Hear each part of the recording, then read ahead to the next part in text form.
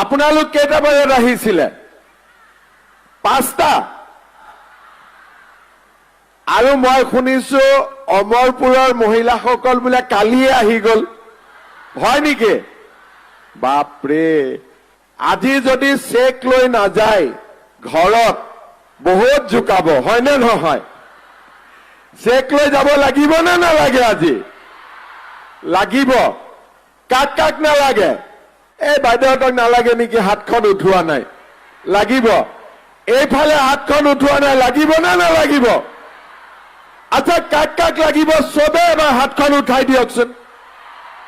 বাপৰে, এতিয়া মোৰ লগত একেলগে কব, ভাৰত মাতা কি, ভাৰত মাতা কি, নৰেন্দ্ৰ মোদী, নৰেন্দ্ৰ মোদী, বলিন চেতিয়া, বলিন চেতিয়া। ধুনীয়া। আজিৰ সভাত আমাৰ মাজত উপস্থিত শদিয়া সমষ্টিৰ আপোনালোকৰ মৰমৰ বিধায়ক বলিন চেতিয়া ডাঙৰীয়া, বিপিন গগৈ ডাঙৰীয়া, তীৰ্থৰাজ নেওগ ডাঙৰীয়া, আই মাতৃসকল, আজি আমি শদিয়া সমষ্টিত মুখ্যমন্ত্ৰীৰ মহিলা উদ্যমিতা অভিযানত 27,573 গৰাকী হিতাধিকাৰীৰ মাজত এই আঁচনিৰ প্ৰথম কিস্তিৰ ধন বিতৰণ কৰিবলৈ সমবেত হৈছো।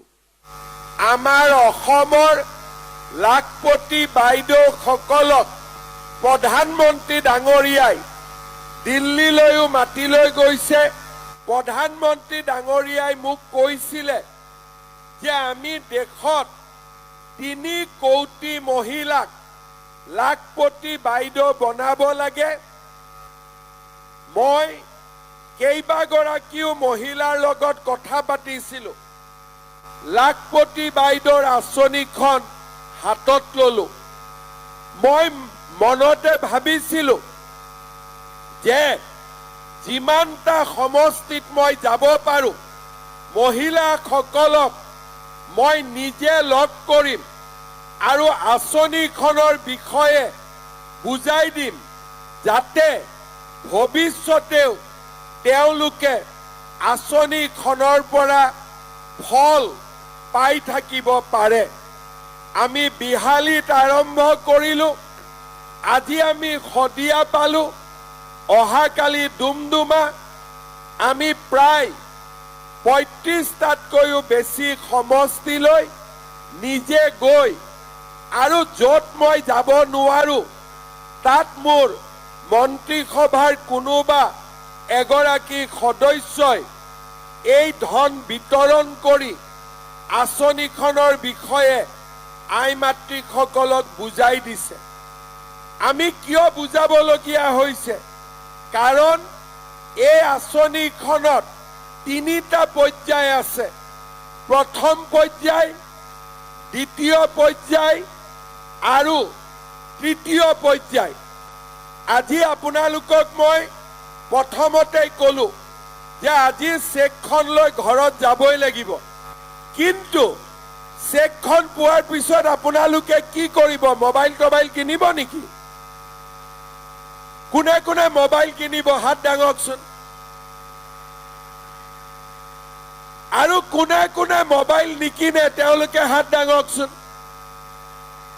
বাপৰে, মই এটা সৰু কাহিনী কওঁ। এগৰাকী মহিলাই মোৰ লগত সেলফি উঠিলে, ফটোটো নুঠেহে নুঠে। মই কলো, বাইদেউ মোবাইলটো অলপ বেয়া নেকি? কৈছে আজি এইটো দলিয়াই দিম, নতুন মোবাইল কিনিম, টকা পালো নহয়। তেতিয়া মই বুজিলো যে আমাৰ মহিলাসকলক আমাৰ অফিচাৰসকলে আঁচনিটো বুজাই দিওঁতে কবাত নহয় কবাত খেলি মেলি কৰিছে। কোনোবাই কয় গছ পুলি ৰুলো টকা পোৱা নাই, কোনোবাই কয় টকাটো লৈ গৈ মোবাইল কিনিম। সেইটো উদ্দেশ্য নহয়। উদ্দেশ্য হল লাখপতি বাইদেউ বনোৱা। এই 10,000 টকা দি আমি কি কৰিম?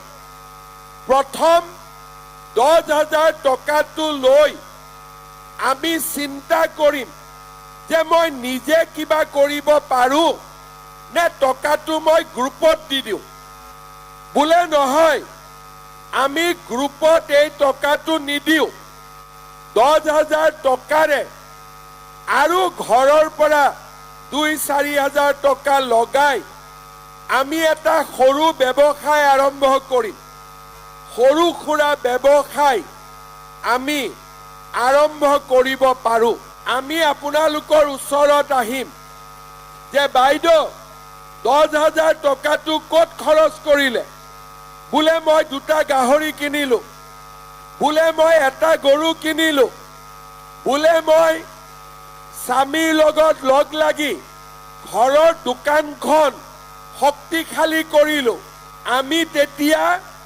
দ্বিতীয় কিস্তিত আপোনালোকক 25,000 টকা আমি আপোনালোকক দি দিম তাৰ মানে প্ৰথমতে 10,000 দ্বিতীয় বছৰত আপোনালোকে কিমান পাব একদম পিছফালৰ পৰা কক কিমান পাব 25,000 25,000 টকাৰ আকৌ যেতিয়া ভাল ব্যৱহাৰ কৰিব তৃতীয় কিস্তিত আপোনালোকক আমি 50,000 টকা কৈ দিম যাতে এই টকাৰ সৎ ব্যৱহাৰ কৰি আপোনালোকে নিজৰ ভৰিৰ ওপৰত নিজে থিয় দিব পাৰে লাখপতি বাইদেউ হ'ব পাৰে দ্বিতীয় কিস্তি পাবৰ কাৰণে সক্ষম হ'ব পাৰে পাৰিবনে নাই আপোনালোকে কোনে কোনে পাৰিব হাত দাঙক এইবাৰ বাপৰে আমি দ্বিতীয় কিস্তিও দিম আমি তৃতীয় কিস্তিও দিম আৰু আপোনালোকক লাখপতি বাইদেউ বনাই হেৰি অৰুণোদয় দিয়াৰ কাৰণে মহিলা উদ্যমিতা দিয়াৰ কাৰণে কংগ্ৰেছে মোক মাজে মাজে গালি গালাজ কৰি থাকে যেতিয়া মই কংগ্ৰেছক সুধো যে আপোনালোকে অৰুণোদয় দিয়া নাই লাখপতি বাইদেউ বনোৱা নাই আপোনালোকে কি দিছিলে সূতা কম্বল লুঙি আৰু ধুতি হয়নে নহয় এতিয়া আপোনালোকে কওকচোন লুঙি ধুতি ভাল নে অৰুণোদয় ভাল ভাল কৰি কব ভাবি চিন্তি সকলোৱে কব লুঙি ধুতি ভাল নে অৰুণোদয় ভাল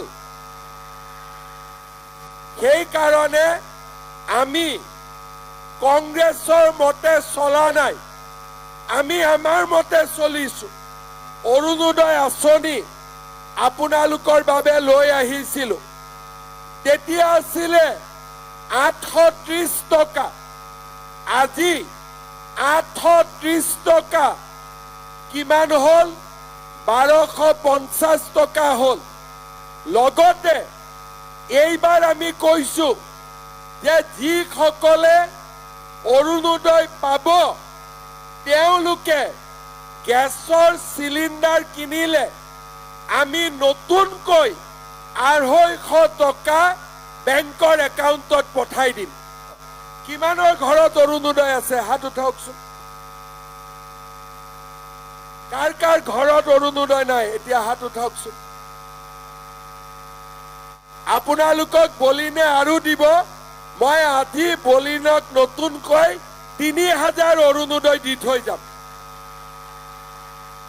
হ'ব তাৰ মানে যাৰ যাৰ ঘৰত অৰুণোদয় নাই হদিয়া সমষ্টিত 30,000 মহিলাই অৰুণোদয় পাই আছে আজি মই নতুন কৰি আৰু 3,000 অৰুণোদয় দি থৈ যাম 33,000 পৰিয়ালে অৰুণোদয় আঁচনি লাভ কৰিব 28,000 পৰিয়ালে মহিলা উদ্যমিতা পালে আৰু 4-5,000 ছোৱালীয়ে নিযুত মইনা পাইছে প্ৰধানমন্ত্ৰী মোদী ডাঙৰীয়াই আমাক বিনামূলীয়াকৈ চাউল দিছে আৰু 10 ডিচেম্বৰৰ পৰা আমি আপোনালোকক বজাৰতকৈ কম দামত দালিও দিম চেনিও দিম আৰু নিমখো দিয়া আমি আৰম্ভ কৰিম। আমি 1250 টকাৰ অৰুণোদয় দিছোঁ। গেছৰ চিলিণ্ডাৰ কিনিবৰ বাবে 250 টকা দিছোঁ। বিনামূলীয়াকৈ চাউল দিছোঁ। বেমাৰ হ'লে ৰেচন কাৰ্ডত 5 লাখ টকালৈকে চিকিৎসা কৰাৰ সুবিধা কৰি দিছোঁ। আজি আমি লাখপতি বাইদেউৰ হবৰ বাবেও প্ৰথম কিস্তিৰ আজি আমি ধন পাবলৈ সক্ষম হৈছোঁ। কলেজত ল'ৰা ছোৱালীৰ এডমিশ্যন বিনামূলীয়া। ক্লাছ 9ত চাইকেলখন আৰু তাৰ লগতে আমি যদি ঘৰত আমাৰ ছোৱালী আছে সেই ছোৱালীৰ কাৰণেও মাহত হায়াৰ ছেকেণ্ডাৰীত 1000 টকা, ডিগ্ৰীত 1250 টকা আৰু ইউনিভাৰ্চিটিত গ'লে 2500 টকা। শদিয়া সমষ্টিৰ আজি পৰিৱেশ কিমান সলনি হৈছে তাক আজি আমি নিজে বুজি পাওঁ। অলপ আগতে বলিন চেতিয়াই মোক কৈছে যে দাদা আপুনি ডিচেম্বৰত আকৌ আহিব, অমৰপুৰত 5000 মানুহক আমি মাটিৰ পট্টা দিম। আজি অমৰপুৰৰ দৰে গাঁৱলৈ ইলেক্ট্ৰিচিটি লৈ যোৱাৰ কাম আৰম্ভ হৈছে। শদিয়াৰ গৰাখহনীয়া বান নিয়ন্ত্ৰণ বহুত আগবাঢ়ি গৈছে।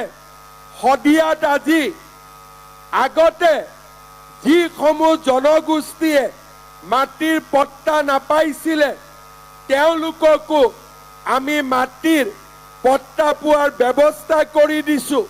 মই 2001 চনৰ পৰাই শদিয়াত আহিছোঁ। জাহাজেদিও পাৰ হৈছিলোঁ, চাইকেল দিও গৈছিলোঁ। আজি শদিয়া সমষ্টিৰ ৰাস্তা ঘাট দলঙে এখন নতুন শদিয়াক আমাক পৰিচয় কৰাই দিয়ে। আৰু যোৱা 20টা বছৰ জুৰি শদিয়া সমষ্টিৰ উন্নয়নৰ বাবে বলিন চেতিয়াই যিমান কষ্ট কৰিছে তাৰ আগতে কোনো বিধায়কে ইমান কষ্ট কৰা নাছিল। আজি আমি এই যে ধুনীয়া সভাখনত আহি উপস্থিত হৈছোঁ, ইয়াৰ আয়োজনো কোনে কৰিছে? বলিন চেতিয়া ডাঙৰীয়াই সুন্দৰভাৱে আমাক কৰি দিছে। বলিন চেতিয়াক ভোট দিবনে নাই অহাবাৰ? কোনে কোনে দিব হাত দাঙকচোন। সকলোৱে এটা বলিন চেতিয়াৰ কাৰণে হাত তালি মাৰক।